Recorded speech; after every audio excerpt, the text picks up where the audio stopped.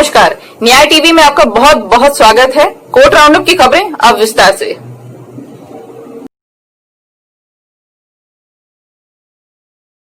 दो 2008 के मालेगांव विस्फोट मामले में पीड़ितों के रिश्तेदारों द्वारा की गई आपत्ति के बाद वरिष्ठ अधिवक्ता मुकुल रोहतगी बुधवार को बॉम्बे हाई कोर्ट के समक्ष आरोपी लेफ्टिनेंट कर्नल प्रसाद पुरोहित के लिए उपस्थित नहीं हुए। बम विस्फोट मामले में 6 मृतकों के परिजनों ने रोहतगी को एक ईमेल भेजा था, जिसमें कहा गया था कि वो 2015 में सुप्रीम कोर्ट के समक्ष इस मामले में राष्ट्रीय जांच एजेंसी के लिए पेश हुए थे, जब वो भारत के अटॉर्नी जनरल थे। उन्होंने ये भी कहा कि एनआईए ने 2016 में कानून मंत्रालय से पुरोहित के खिलाफ Maharashtra control of organised crime act की प्रायोज्यता के बारे में रोहतगी की कानूनी राय मांगी थी। इलाहाबाद हाईकोर्ट ने कलर्स टीवी पर शुरू किए गए एक नए धारावाहिक नमक इश्क का सार्वजनिक प्रदर्शन को रोकने की मांग करने वाली जनहित याचिका को खारिज कर दिया है। लखनऊ स्थित एक डांस सोसाइटी जिसका नाम कल्चरल क्वेस्ट है, हाईकोर्ट से गुहार लगाई थी कि शो का प्रोमो समारोह में डांस करने वाली महिलाओं के शादी करने पर सवालिया निशान लगाता है। उन्होंने तर्क दिया था कि एक टीवी धारावाहिक फिल्म भी है, जैसा कि सिनेमाटोग्राफ अधिनियम 1952 की धारा 2 डीडी के तहत परिभाषित किया गया है और इसी तरह अधिनियम की धारा 3 के तहत स्थापित सेंसर बोर्ड द्वारा सेंसर लागू होना चाहिए। ये देखते हुए कि न्यायालय के समक्ष जमानत आवेदक याचिकाकर्ता मादक पदार्थ का आदी हो गया है और इस तरह उसे पुनर्वास केंद्र में ले जाना आवश्यक है ताकि जमानत आवेदक याचिकाकर्ता को मुख्य धारा में लाने के लिए प्रयास किया जा सके। हिमाचल प्रदेश हाईकोर्ट ने बुधवार 6 जनवरी को एनडीपीएस अधिनियम के तहत एक व्यक्ति को जमानत दे दी। न्यायमूर्ति संदीप शर्मा की पीठ narcotics drugs and psychotropic substance act 1985 के सेक्शन 21, 29, 65, 85 के तहत एक गौरव कुमार को, जो 10 अक्टूबर 2020 से जेल में था, उसकी नियमित जमानत याचिका पर सुनवाई कर रही थी।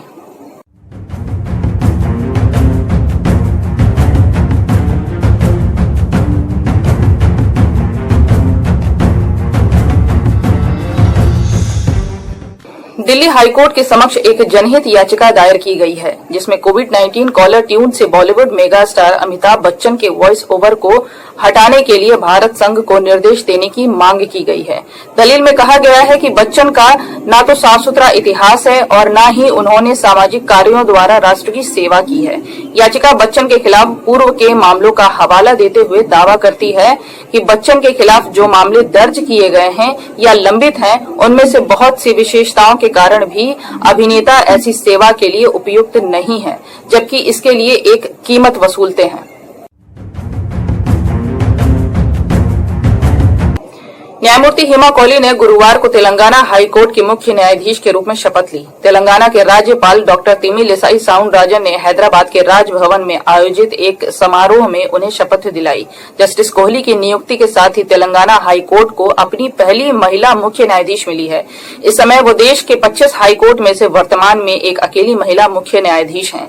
31 दिसंबर को सुप्रीम कोर्ट कॉलेजियम ने दिल्ली हाईकोर्ट की एक न्यायाधीश से तेलंगाना हाईकोर्ट की मुख्य न्यायाधीश के रूप में नियुक्त करने की सिफारिश की थी, जिसे केंद्रीय कानून और न्याय मंत्रालय ने स्वीकार कर लिया था।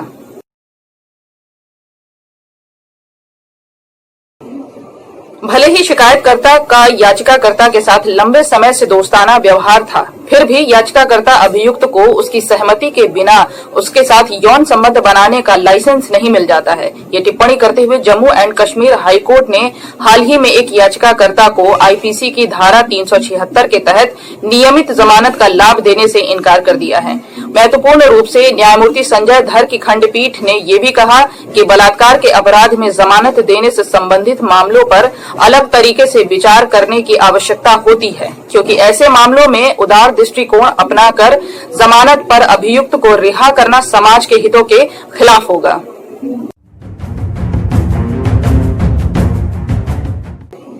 एक एक आवेदन के माध्यम से जमीयत उलमा-ए हिंद को भी उस याचिका के पक्षकार में रूप में जोड़ा गया, जिस याचिका के माध्यम से 2 राज्यों के द्वारा लाए गए लव जिहाद कानून की संवैधानिकता को लेकर सुप्रीम कोर्ट में चुनौती दी गई है। दरअसल लव जिहाद पर रोक लगाने के लिए यूपी में, उत्तर प्रदेश में गैर कानूनी तरीके से धर्मांतरण प्रतिषेध कानून और उत्तराखंड में फ्रीडम ऑफ रिलीजन एक्ट 2018 विशाल ठाकरे और अन्य बनाम यूनियन ऑफ इंडिया बनाया गया है।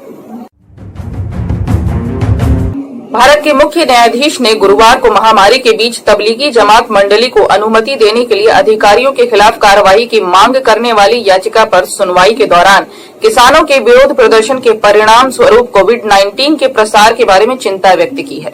सीजेआई एस.ए. बोबड़े ने इस मामले की सुनवाई कर पीठ की अध्यक्षता करते हुए सॉलिसिटर जनरल तुषार मेहता से पूछा कि क्या प्रदर्शनकारी किसानों के बीच एहतियाती कदम उठाए जा रहे हैं। उन्होंने कहा है कि ये तबलीगी जमात की घटना जैसी स्थिति को जन्म दे सकता है।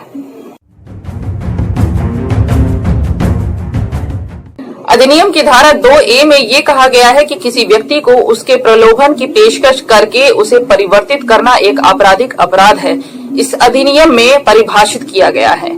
इसके अनुसार धर्म परिवर्तन के लिए किसी भी प्रलोभन की पेशकश करना, जैसे पहला कोई भी उपहार, संतुष्टि, पैसा या सामग्री या नकद या अन्य तरह से लाभ देना। दूसरा, रोजगार, किसी भी धार्मिक संस्था द्वारा संचालित प्रतिष्ठित स्कूल में मुफ्त शिक्षा। तीसरा, बेहतर जीवन शैली, दिव्य नाराजगी या कुछ अन्य इत्यादि अपराध के श्रेणी में डाले गए हैं।